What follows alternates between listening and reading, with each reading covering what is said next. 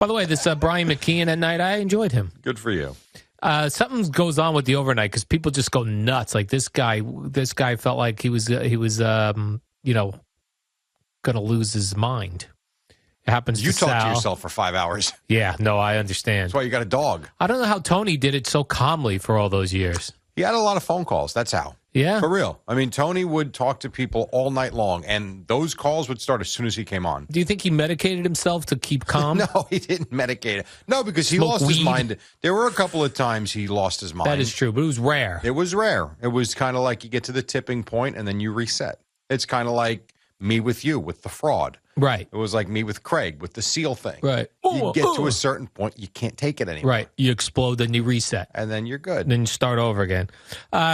Listen to this Brian McKeon and hearing other people echo this. Like this idea, I don't know, it's just a weird, the owners versus players type of situation. Who deserves more money? There's just nowhere else where you don't. I want them all to shut up, get in a room, and figure it out. Shut it. That's what I want. Because you know what? They're both selfish. Like you're talking to WFAN about a contract yourself, right? That's done, actually, yes. Is that right?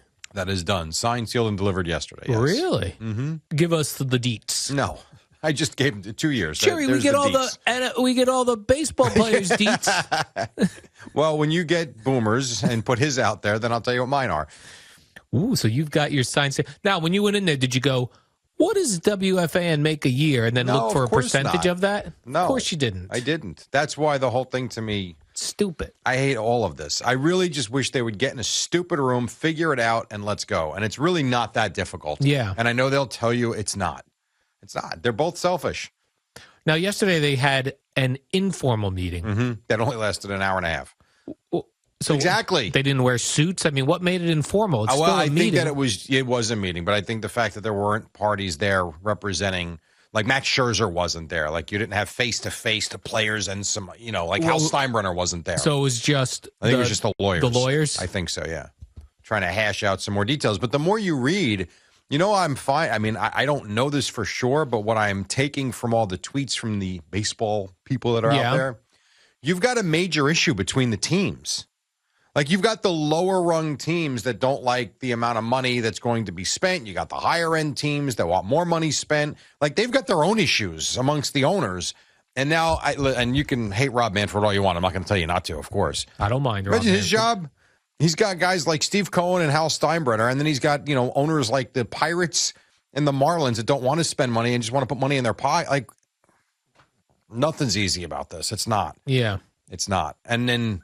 the players are paid handsomely. I get the whole, minimum salary thing, but the minimum salary was $570 and they offered $7-something minimum.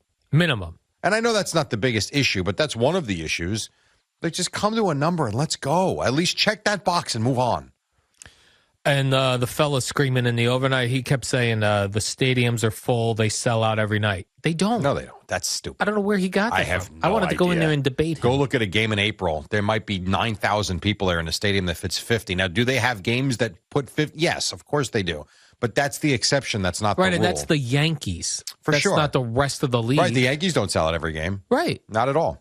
Not at all. Not at all. Even though not even tickets sold out. They're not sold out. I think for a baseball stadium, if you had, on average, if these stadiums had 35,000 seats, it's the perfect size. Yes. Now, there are certain teams, like when the Yankees are really good, and I don't mean they've been good. I mean dominant. They'll do better. But unless they're a fun team that are the odds-on favorites to win. And I guess you could make that case, although I don't think the fan base has believed that the last few years. Yes. And there's no buzz around the team. They're not selling out unless they're playing the Red Sox or the Mets. There's only a few teams they're going to sell out for until you get to the playoffs. Right, and there's only a few teams around the league like that. Like the Red Sox will sell out some games. The Red Sox will sell out most. Yeah. No, the Red Sox, they're the exception to the rule. Right, the of selling out overwhelming games. majority of teams are not filling the stadium 100%. and not selling out every I went to a game in Arizona about 4 years ago, I guess. Yeah. There might have been 10,000 people there. And that's being... that's probably being kind to say there were 10. I mean, it was a day game on a Thursday, so I wouldn't expect a lot of people there. But 10,000 people? Like, we had our own section. It was absurd. Now you go to San Diego. Now you look at the money they spent. The Padres sold out almost every game last year. There was a lot of excitement. But if you go back a few years, they weren't. Most teams don't. Most teams don't. They draw flies. It is weird why when they build these new stadiums, like they build a new park for the Marlins. Texas? Yeah, like why are you putting so many people in? Why are you making so many seats? So that when you get an Eminem Jay-Z concert, it sells out? I guess it's possible. It's more than just the baseball. You are making money doing other events. Like I know, matter of fact, the ballpark in Arlington, they did not implode. It's still up right next to the new ballpark that they built. They use that for high school and college games, I believe, and concerts. So theoretically, they're still making money on a building they built 20 years ago. And to your point, Jerry, the capacity of Fenway, which has the greatest... Was that 32? 37 and 37. almost 38. And Citi Field to me is perfect. It's 40,000, I think, 41,000. But to have a stadium, and I don't know how many of them are 50,000 plus. Yeah. There's no, in this day and age, to me, 30, 35,000, perfect. I'd rather it look full, even if it's 3/4 full. Me too. Than look half empty with the same amount of people. And this idea of like how expensive it is to go, and you don't have to go. No, of course you don't. You watch every game. Right. You watch every game. It's like when the Giants and Jets put in those PSLs, personal seat licenses. They're like, and now I have to fork over $30,000. Don't buy it. You don't have to. And there's one thing that's interesting that what you brought up, and you don't even realize how brilliant it was. Thank you, Jerry. This notion that to go to a game is I'm with you. The parking's expensive, the food's, all of that. I'm 100%. But it's not our God-given right to go sit baseline in the third row. Right. And spend. You can get cheap seats in the upper deck. When I was a kid, I couldn't wait to go, even if we were in the last row in right field. We always were, too, right? 100%. Those tickets. Upper deck. You can go get season tickets at Citi Field for $12 a game per ticket. You're going to be in the upper deck. I mean, I'm sorry if you want to sit lower level, that's going to be more money. You can get in for much cheaper, and you don't have to go spend. How about this? Eat before you go. Yeah, you slobs. I mean, we really do it to ourselves. It's expensive, but there are cheaper ways to go. Yeah, I would go to a Met game like probably once or twice a year. A decade? No, I would go like once or twice a year. But we would, we went in there. We didn't think we were getting food all day, the entire game, nor was I walking out with a Met jersey that I bought in the thing. Me and my parents used to pack food for us. Yeah. It was kind of cool. We would eat there. They make the sandwiches, and you'd get maybe ice cream or something. But that was it. Ice cream in a helmet, Jerry. Yes, a mini helmet. Ice cream in a helmet. That's a mini Met helmet. Yep. And then you bring it home and you put your quarters in it. But there is this sense that it's almost like, it should be available to us to buy these tickets for cheap, lower level. Don't work like that way. Right. Not here, at least. No, not here. There are places where you can go for cheap. I went to Miami a couple of years ago for a Met Marlins series. I think I paid $27, and we sat on a Sunday afternoon at 1 o'clock. Jacob deGrom started. We sat in the second row behind the Met dugout for $27 a ticket. But no one goes. Right. No one goes. You got to go to those stadiums. Tampa Rays. Yeah. Oh, my God. Tampa Rays. That's another thing. You could buy your own section for $100. It's embarrassing. There you go. You run around. You play musical chairs. You could do that while the game's going on. And no one's going to bother you. That's for damn sure. You have to sit down when a ball is hit. Go to Baltimore. Go to Baltimore. Cheap. Go to Pittsburgh. No one goes. Excuse me, Jerry. Go to Pittsburgh. You're right. Absolutely right. A road trip. Remember when places like Cleveland and Baltimore, you couldn't buy a ticket? Yes. When those places were first built? It was insane. Camden Yards, Jerry. Everyone wanted to go. Now they get, I don't know what the average is, but I would bet a weeknight average is no more than 8,000 or 9,000 fans in a place that you couldn't get a ticket for years. Right. That's wild. Well, it's like even you can go get Giants tickets. New York Giants tickets? Yeah. Yeah, but they're still sold out every week. Is that right? Oh, God, yeah.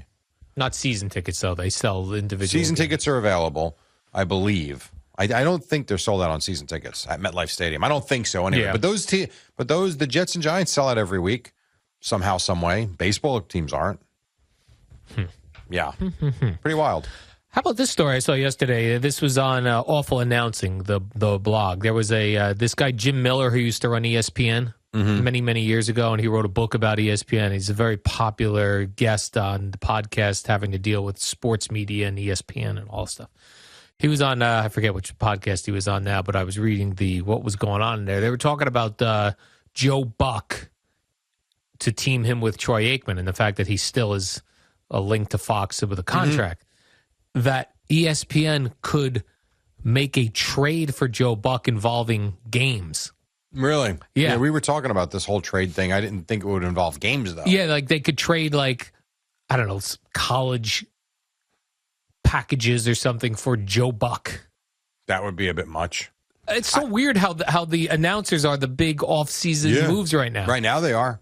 And it was like Phil Mushnick, I know, wrote about it today, about the absurdity of these contracts. Yeah. You know, yeah, exactly. It's goofy, this whole thing. It really is. And yet people are interested in it. Do you think Joe Buck will be with Troy Aikman Monday Night Football this year? I do. Me too. And I think Kevin will be the lead guy on Fox with Greg Olson. What? I do. I think Kevin will be the lead guy on Fox.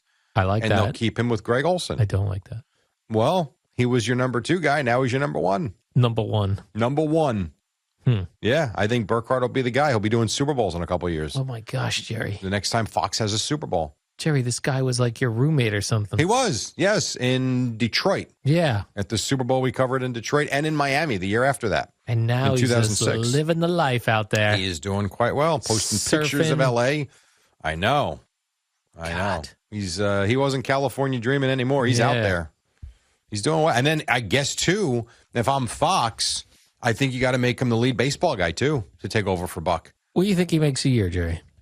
If you had to ballpark it. If I ballparked it, pre or post Buck leaving? Right now. $1 million.